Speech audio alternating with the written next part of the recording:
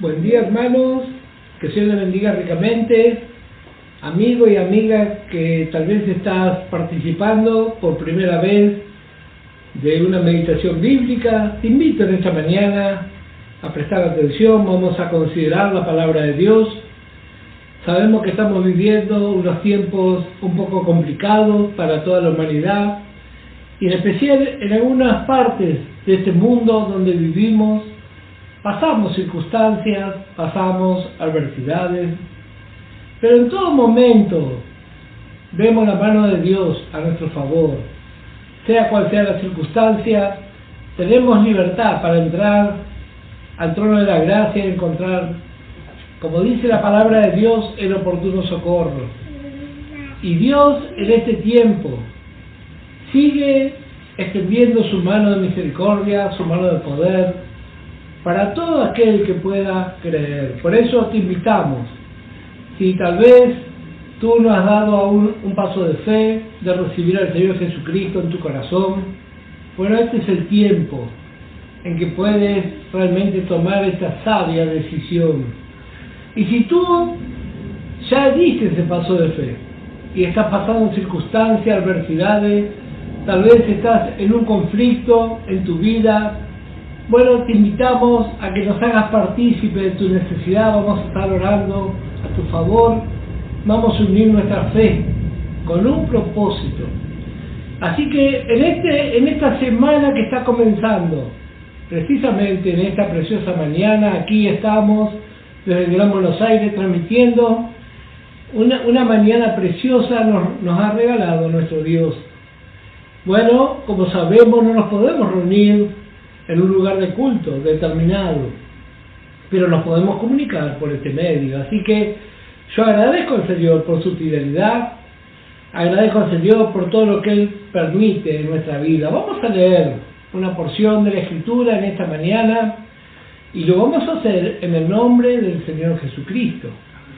Y vamos a leer primeramente en el libro de los Hechos, a modo de introducción simplemente. Hechos capítulo 17 y el versículo 22. Hechos capítulo 17 y el verso 22 dice así la palabra de Dios. Entonces Pablo, puesto en pie en medio del Areópago, dijo: varones atenienses, en todo observo que sois muy religiosos, porque pasando y mirando vuestros santuarios, hallé también un altar en el cual estaba esta inscripción: al Dios no conocido, al que vosotros adoráis pues sin conocerle, es a quien yo os anuncio. Muchas cosas consideramos y aprendemos gracias al Señor de la vida y de la experiencia del apóstol Pablo. Vemos su ministerio, vemos su experiencia y vemos también el resultado. Reconocemos la revelación que él recibió, única con respecto a la iglesia. Y reconocemos el lugar que el Señor le dio al apóstol Pablo. Muchas veces somos criticados por hablar de él. Los que no entienden la enseñanza, no entienden la palabra de Dios, malinterpretan. Creen que nosotros estamos idolatrando al apóstol Pablo. Nada más alejado de la realidad.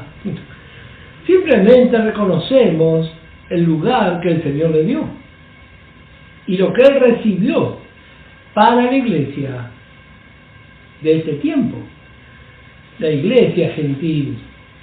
Y agradecemos y meditamos y vemos, y aquí esta porción nos relata su paso por Atenas. Y bueno, esta porción es muy clara. Dice: pasó y miró los santuarios y encontró un altar con una inscripción: al Dios no conocido. Esta gente tenía esa necesidad de adorar. Muchas veces hemos explicado por qué el ser humano intenta todo el tiempo adorar. Y llega a un punto donde llega a adorar a la creación. Así dice el libro de los Romanos. Nunca hemos visto a un perro ni a una gallina arrodillados frente a una imagen, pero vemos al ser humano. Y eso se debe a que el ser humano, por causa de un vacío que tiene en su interior, a raíz del pecado, busca que adorar, y por tener ese vacío y esa falta de comunión con el verdadero Dios, termina adorando a la criatura antes que al Creador.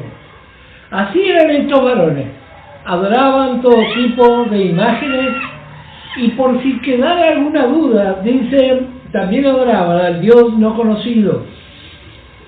Bueno, el apóstol Pablo aprovechó esa situación y le dijo: al que vosotros adoráis pues sin conocerle, es a quien yo os anuncio. Adorar a un Dios que no se lo conoce.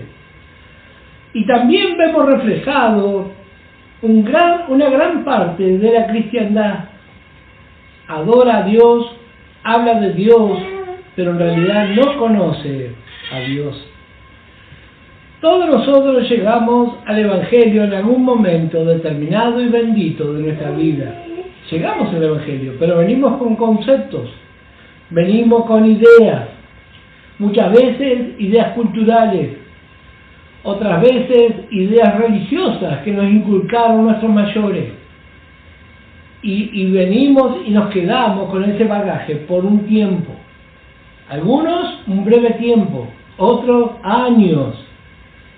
Y adoramos a un Dios que no conocemos. Por eso es tan importante meditar la palabra de Dios. Necesitamos que la palabra de Dios sea revelada en nuestra vida.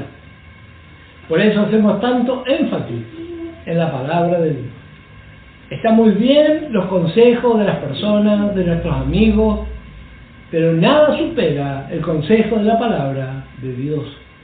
Y esta palabra de Dios revelada, no un mero conocimiento mental. Yo siempre digo, las personas que tienen facilidad de memoria pueden repetir mucho mejor que los que no la tenemos. Pero eso no significa entender lo que dice la Biblia. Necesitamos revelación, la palabra de Dios revelada. Así que gracias al Señor que podemos ir conociendo a nuestro Dios, cómo Él piensa, cómo Él opina. Y cuando ya tenemos cierta experiencia, ya sabemos lo que Dios piensa de muchos temas. Así como en lo natural, usted no le iría a preguntar a su mamá y a su papá qué piensa de algún tema, porque usted ya escuchó lo que ellos piensan. Y sabe que si usted va a insistir contra esa forma de pensar, seguramente va a tener algún inconveniente. Bueno, así también nuestro Dios. Hay cosas que son muy claras en la palabra de Dios. Entonces, cuando oramos, pedimos conforme al deseo y a la voluntad de nuestro Dios. Nunca se nos ocurriría ir a pedir algo que esté en contra de la voluntad de Dios. ¿Y cómo conocemos esa voluntad? Bueno, a través de la Biblia. Tan simple y tan sencillo. Hoy, en este día, vamos a tener una meditación acerca de la vida que Dios usa, la vida de los fieles, la vida de los rendidos al Señor. Gracias al Señor por la vida de esas hermanas y de esos hermanos. A pesar de las circunstancias que vivimos en este tiempo, bueno, la mano de Dios no se ha cortado. Y el pueblo de Dios sigue manifestando y sosteniendo la obra de Dios de muchas formas. Y vamos a ver cómo Dios transformó la vida de dos varones muy conocidos en la palabra de Dios. Uno es Pedro y el otro el mismo apóstol Pablo. Cómo Dios preparó esas vidas para usarles. Así también como hace con nosotros. Nos prepara, nos usa para su gloria y un día nos vamos con Él. No hay otra cosa, no hay cosas teológicas complicadas, simplemente aceptar la forma de Dios. Vamos a ver, primeramente en el libro de los Hechos, capítulo 9. Y el verso 32. Hechos, capítulo 9, y el verso 32. Dice así: aconteció que Pedro, visitando a todos, vino también a los santos que habitaban en Lida. Y halló allí a uno que se llamaba Eneas, que hacía 8 años que estaba en cama, que era paralítico. Y le dijo Pedro: Eneas, Jesucristo te sana, levántate y haz tu cama. Y enseguida se levantó. Y le vieron todos los que habitaban en Lida y en Sarón, los cuales se convirtieron al Señor. Había entonces en Jope una discípula llamada Tabita, que traducido quiere decir Dorcas. Esta abundaba en buenas obras y en limosna que hacía. Y aconteció que en aquellos días enfermó y murió. Después de lavada la pusieron en una sala. Y como Lida estaba cerca de Jope, los discípulos, oyendo que Pedro estaba allí, le enviaron 2 hombres a rogarle: no tardes en venir a nosotros. Levantándose entonces Pedro fue con ellos. Y cuando llegó, le llevaron a la sala, donde le rodearon todas las viudas, llorando y mostrando las túnicas y los vestidos que Dorcas hacía cuando estaba con ellas. Entonces, sacando a todos, Pedro se puso de rodillas y oró. Y volviéndose al cuerpo dijo: Tabita, levántate. Y ella abrió los ojos y al ver a Pedro se incorporó. Y él, dándole la mano, la levantó. Entonces, llamando a los santos y a las viudas, la presentó viva. Esto fue notorio en toda Jope, y muchos creyeron en el Señor. Y aconteció que se quedó muchos días en Jope, en casa de un cierto Simón, curtidor. Vemos aquí el desarrollo del ministerio del apóstol Pedro. Vemos que él dice: aconteció que Pedro, visitando a todos, llegó a la ciudad de Lida, 50 kilómetros de Jerusalén aproximadamente. Y allí se encontró con un hombre totalmente desahuciado. El solo hecho de pensar por un momento, a veces nos ha tocado estar 1 semana, 2 semanas enfermos. Gracias al Señor no recuerdo haber estado tanto tiempo en cama. Imagínense 8 años postrado. ¿Qué habrá pasado por la cabeza de este hombre? Y por lo que leemos aquí, no aclara si este era realmente un renacido. Pero vemos que Pedro es portador de la gracia ante las necesidades. Hay varias cosas que vamos a ver en esta mañana. En primer lugar, la actitud de Pedro. Una cosa que caracteriza a los siervos de Dios es la generosidad ante la necesidad. Y si usted mira a su alrededor, va a ver que hay necesidad por doquier. Necesidad. Luego le vemos a él en esta porción, resucitando a Dorcas. Dice: una discípula llamada Tabita, que traducido quiere decir Dorcas. Él está haciendo su experiencia, igual que hacemos todos nosotros. Dios utiliza a los que están dispuestos para ser utilizados. ¿Por qué Dios lo utilizó? Porque dice: aconteció que Pedro visitaba a todos, y vino también a los santos que habitaban en Lida. Lo primero que tenemos que entender, que tenemos que estar disponibles. Y como dije, hay necesidad por todos lados. Para Pedro fue un verdadero desafío En Marcos, para los que toman nota, capítulo 5, verso 40, él estuvo cuando el Señor Jesús tuvo una experiencia similar y sacó a todos de ese lugar. Y así también vemos aquí, en este cuadro.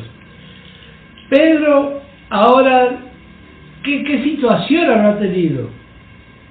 Bueno, pero él había aprendido de su maestro. Bueno, vamos a continuar un poco más.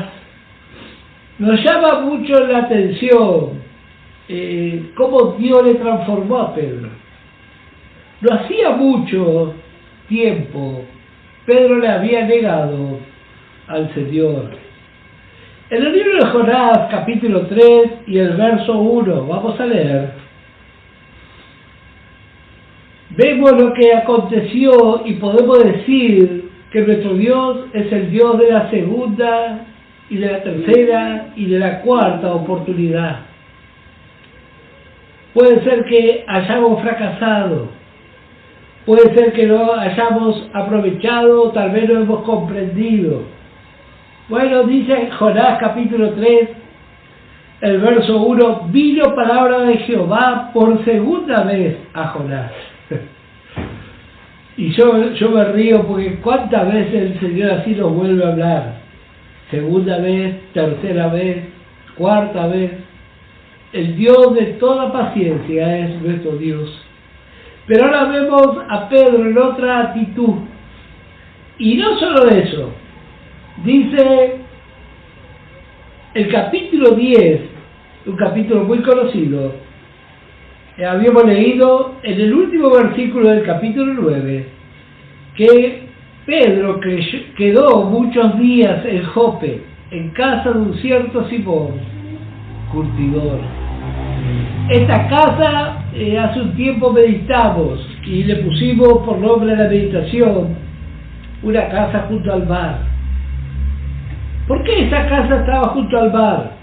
Bueno, porque era un lugar de curtiembre. Había un olor muy desagradable, pero era el lugar donde se transformaban los cueros, duros, rígidos. Con un proceso se los iba ablandando. Y así también esto habla de nuestra experiencia espiritual. Llegamos al Evangelio con un concepto, también rígido, duro.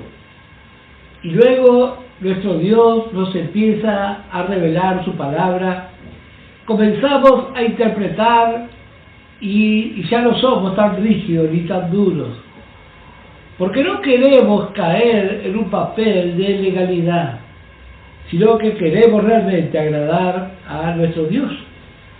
Así fue el trato de Dios con Pedro. Y podemos leer una parte. Dice, versículo 10, Pedro tuvo gran hambre y quiso comer, pero mientras le preparaban algo le sobrevino un éxtasis. Y vio el cielo abierto y que descendía algo semejante a un gran lienzo, que atado de las cuatro puntas era bajado a la tierra, en el cual había de todos los cuadrúpedos terrestres y reptiles y aves del cielo. Y le dijo una voz, levántate Pedro, mate y come.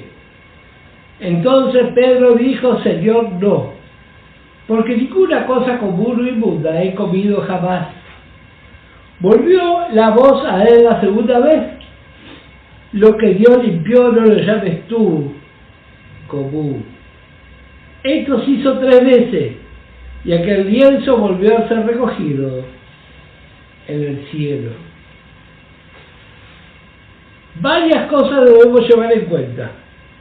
En primer lugar, vemos en este cuadro que hemos leído acerca de Pedro, cuando Tabita resucitó, él lo dijo, fue resucitada porque yo soy un hombre de fe. Eso debemos tener muy en cuenta. Pedro le dio la gloria a Dios. Le dio la gloria a Dios. Ya vimos que él estaba disponible. Dios lo necesitaba y él estaba. Eso es algo muy interesante, encontrar hermanas y hermanos disponibles. Yo agradezco sinceramente al Señor, porque en este tiempo he visto muchas hermanas y hermanos disponibles. La verdad es una gran ayuda de parte de Dios, disponible. Cuando hay una necesidad de cualquier tipo, qué bueno encontrar hermanas y hermanos colaboradores, dispuestos. Bueno, también vemos aquí los resultados. Pedro actúa en total dependencia de Dios. Total dependencia. Y por último, una cosa muy importante. Pedro tiene que aprender a ser flexible. Flexible. Dijo un hermano, cuando se trata de la obra de Dios, nosotros tenemos que firmar primero y Dios va a llenar los requisitos. En lo natural, creo que nadie haría tal cosa. Imagínese, usted va a firmar un contrato. Firme que la otra parte va a llenar los requisitos. Yo creo que usted no haría eso, ¿verdad? Pero la obra de Dios es así. Nosotros no le podemos decir al Señor, o no le deberíamos decir al Señor, a mí a este lugar no me mandes, o yo a tal persona no le voy a predicar. Solamente un insensato puede hacer eso. Pedro tuvo que aprender, y así también nosotros tenemos que aprender. Lo que Dios limpió, no lo llames tú común. Bueno, gracias al Señor que todos estamos en la escuela del Señor. Así fue con la vida de Pedro. Y vamos a ver Mateo capítulo 12. Evangelio de Mateo capítulo 12. ¿Cuántos velos hay en nuestra vida? Como dije al principio, llegamos al Evangelio con conceptos. Increíble que dentro del Evangelio haya racismo, pero lo hay. Hay racismo. Hay conceptos. Siempre recuerdo una anécdota muy triste que contaban los hermanos. Se convirtió en una prostituta. Esa prostituta le predicó a su compañera del prostíbulo y cuando fueron a la iglesia por el otro lado salían las hermanas. Bueno, nada mejor que una circunstancia para que realmente se manifieste lo que hay. Muchas veces somos vencedores porque nunca pasamos por esa circunstancia. Entonces tenemos que aprender a pedirle al Señor que tenga misericordia y nos enseñe. Y el Señor nos va a enseñar. Nos va a enseñar lo que es ser flexible, productivos para el Señor. Estar realmente de acuerdo a su propósito. Qué hermoso encontrar hermanas y hermanos así. Mateo capítulo 12 y el versículo 46. Mientras él aún hablaba a la gente, el Señor Jesús, he aquí su madre y sus hermanos estaban afuera y le querían hablar. Y le dijo uno, he aquí tu madre y tus hermanos están afuera y te quieren hablar. Respondiendo él al que le decía esto, dijo, ¿quién es mi madre y quiénes son mis hermanos? Y extendiendo su mano hacia sus discípulos, dijo, he aquí mi madre y mis hermanos. Porque todo aquel que hace la voluntad de mi Padre que está en los cielos, ese es mi hermano y hermana y madre. Esto habla de una relación íntima. Nosotros tenemos conceptos humanos, pero el Señor tiene otros conceptos. Y nuestra parte es ver como Él ve un nuevo compañerismo, una nueva vida de relación. En el Evangelio todas las cosas son nuevas. Son nuevas. Nuestra vida espiritual, nuestra carrera, nuestra formación, todas cosas nuevas. Cuando Dios sacó a Israel de Egipto, no les llevó por el camino de los filisteos, sino por otro camino. El camino de los filisteos nos habla del camino de la religión. y no tiene nada que ver el Evangelio con la religión. Así que gracias al Señor por esta nueva experiencia. Vamos a volver al libro de los Hechos y vamos a ver el capítulo 9. ¿Cómo fue llamado y preparado el apóstol Pablo? Así que vimos en Pedro la actitud de alguien que se dispuso para que Dios lo use. Gracias al Señor, que no puso condiciones. Yo a veces he escuchado hermanos que me han dicho, yo puedo trabajar para el Señor, pero me tenés que avisar con muchos días de anticipación. Bueno, el Señor lo va a usar, pero en esa medida, hermano. En cambio, una hermana, un hermano preparado, surge la circunstancia y ya está. Agarra su Biblia y puede salir. Vamos a ver ahora en el libro de los Hechos, capítulo 9, otro cuadro. Dice el versículo 1, Saulo, respirando aún amenazas y muerte contra los discípulos del Señor, vino al sumo sacerdote. Tenga en cuenta esto. Saulo no era un muchacho bueno que estaba un poco desorientado. Era un personaje muy pesado. Respiraba amenaza y muerte contra los discípulos. Y le pidió cartas para la sinagoga de Damasco, a fin de que si hallase algunos hombres o mujeres de este camino, los trajese presos a Jerusalén. Mas yendo por el camino, aconteció que al llegar cerca de Damasco, repentinamente le rodeó un resplandor de luz del cielo. Y cayendo en tierra oyó una voz que le decía, Saulo, Saulo, ¿por qué me persigues? Él dijo, ¿quién eres, Señor? Y le dijo, yo soy Jesús a quien tú persigues. Dura cosa te dar coces contra el aguijón. Él, temblando y temeroso, dijo, Señor, ¿qué quieres que yo haga? Y el Señor le dijo, levántate y entra a la ciudad y se te dirá lo que debes hacer. Y los hombres que iban con Saulo se pararon atónitos, oyendo la verdad la voz, mas sin ver a nadie. Entonces Saulo se levantó de tierra y abriendo los ojos no veía a nadie. Así que llevándole por la mano le metieron en Damasco, donde estuvo 3 días sin ver y no comió ni bebió.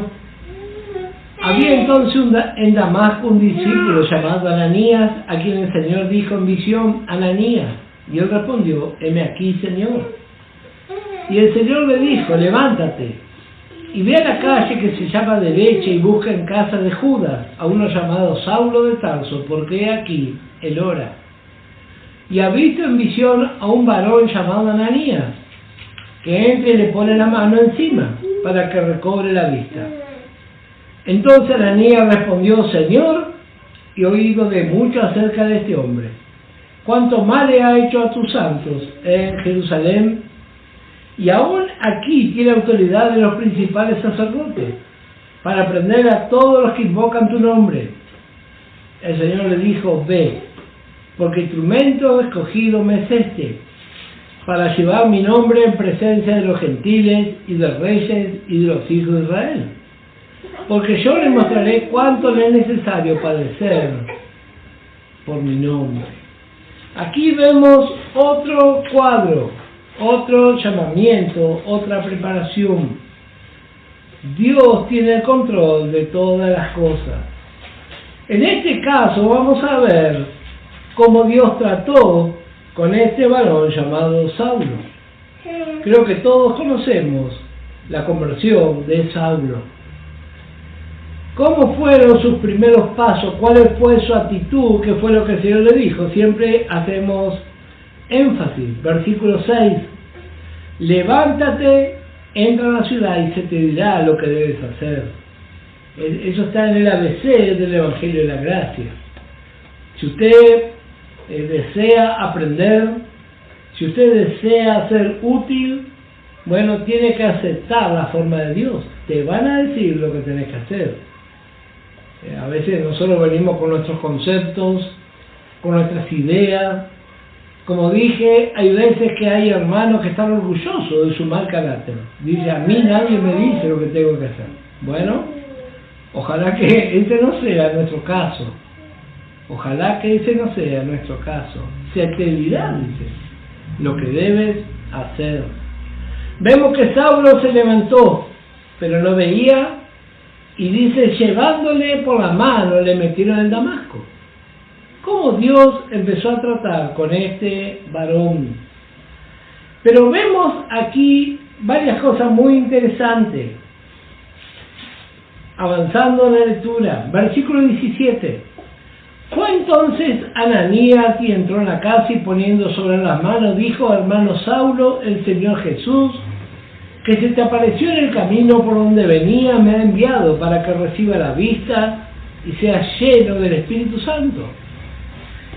Y al momento le cayeron de los ojos como escamas, y recibió al instante la vista y levantándose fue bautizado.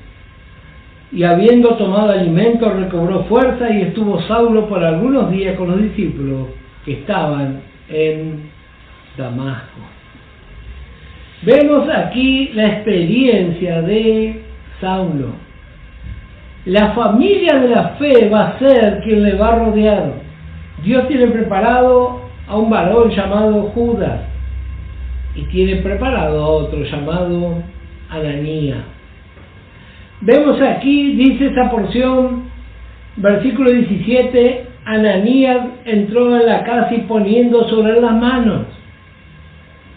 Saulo aceptó someterse, aceptó la forma de Dios, aceptó la forma.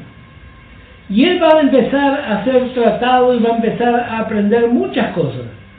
Dios en breve le va a llevar por 3 años al desierto, donde él va a recibir más revelación aún. Pero vemos aquí los pasos iniciales. A veces nosotros queremos ser usados por Dios, pero olvidamos los pasos iniciales. ¿Se acuerda usted de los pasos iniciales? ¿Cuántas hermanas y hermanos no tuvieron paciencia? Pusieron su tiempo para que nosotros aprendamos. Así fue la vida de Saulo. Dice el versículo 20. Enseguida predicaba Cristo en la sinagoga, diciendo que este era el Hijo de Dios. Y note lo que dice el verso que sigue.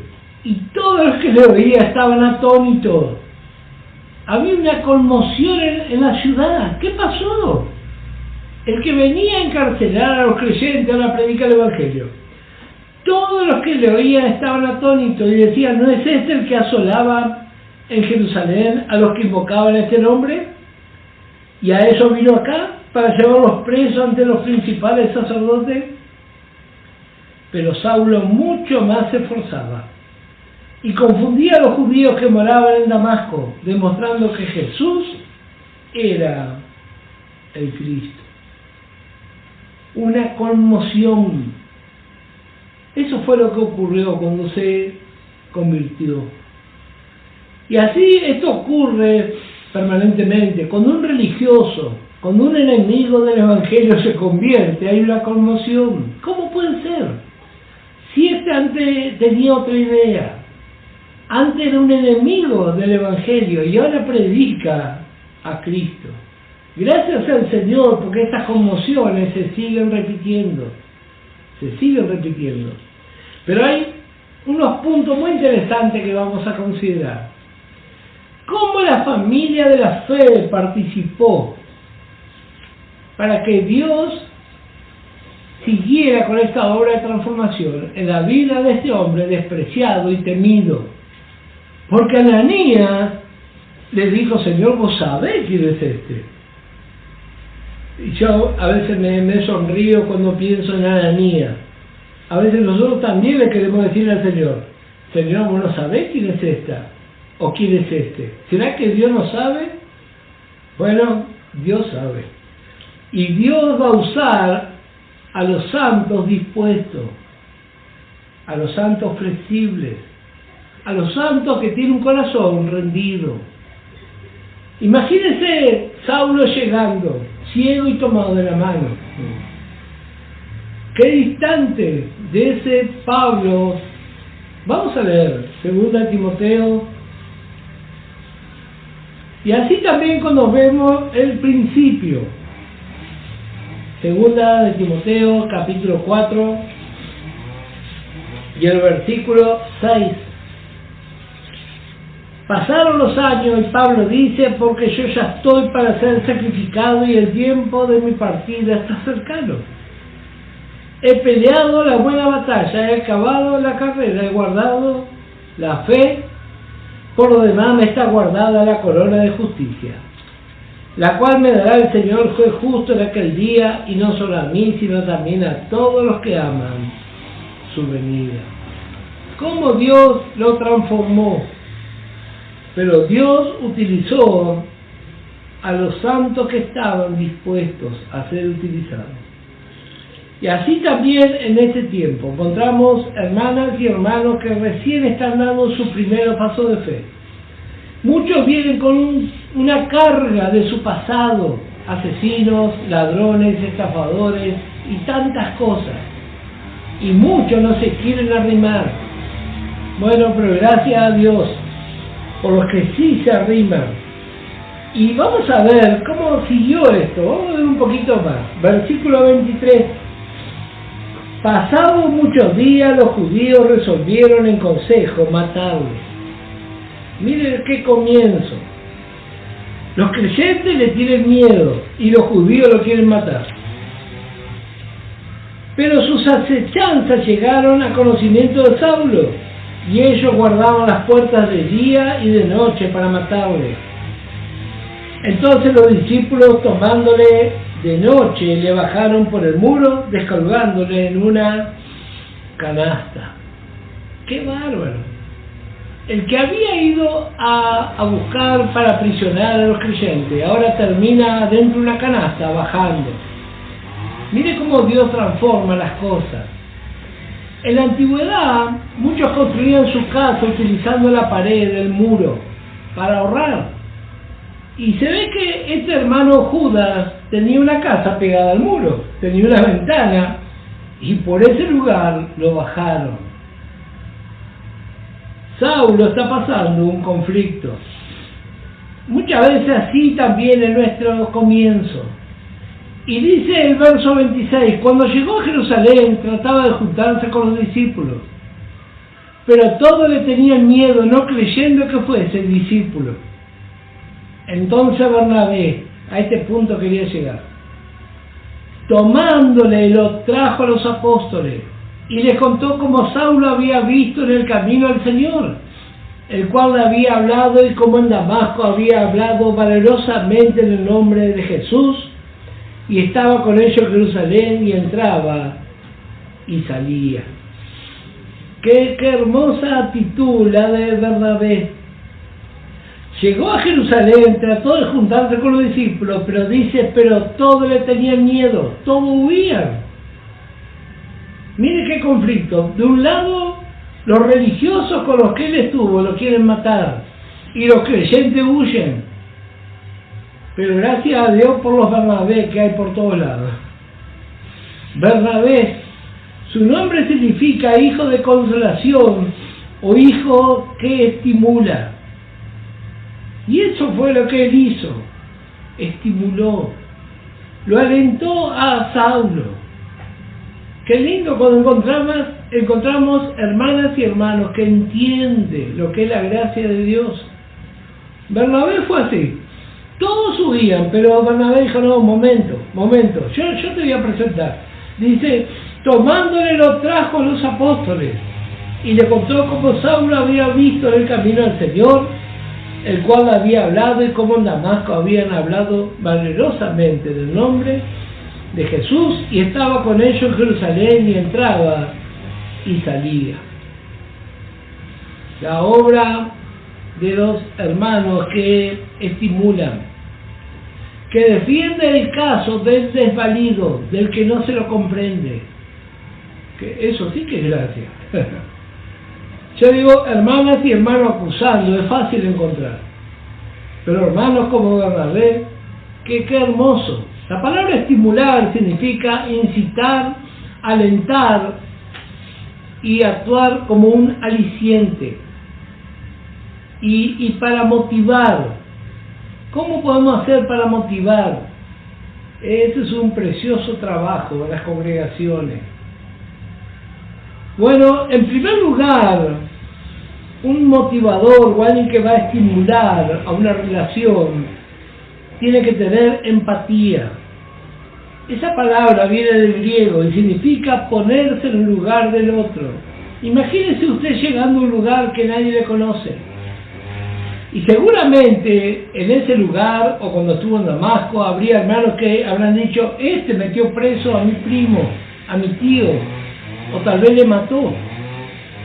En ese ambiente, Bernabé se puso en pie y alentó.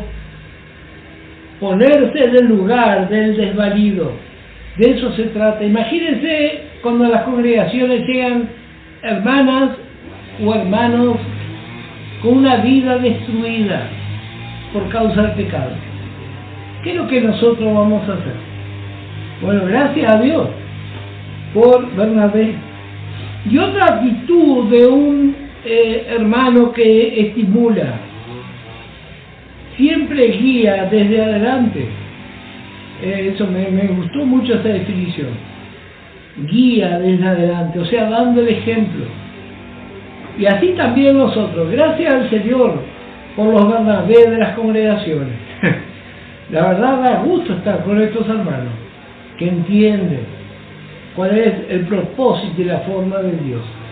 En una ocasión, dice la Escritura, Marcos capítulo 15.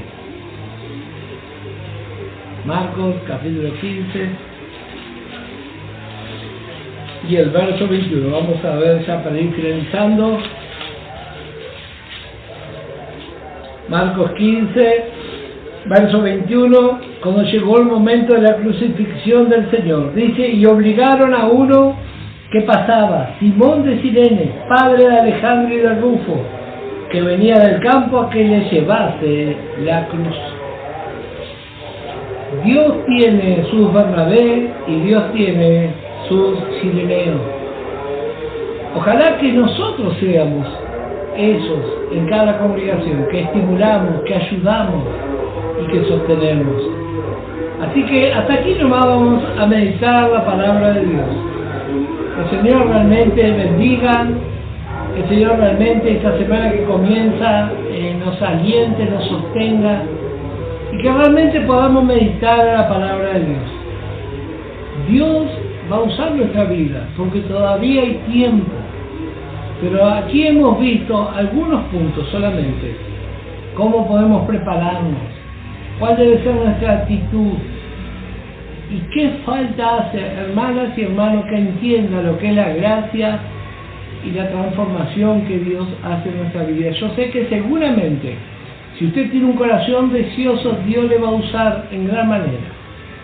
Pero tenemos que aceptar la forma de nuestro Dios. Que Dios le bendiga ricamente, que sea realmente una semana especial de mucha bendición. Y con la ayuda de nuestro Dios, el día miércoles a las 20 nos volveremos a comunicar por este medio. Y si usted tiene una necesidad, ahí en el Face tienen las líneas de teléfono. Que Dios le bendiga ricamente. Hasta la próxima.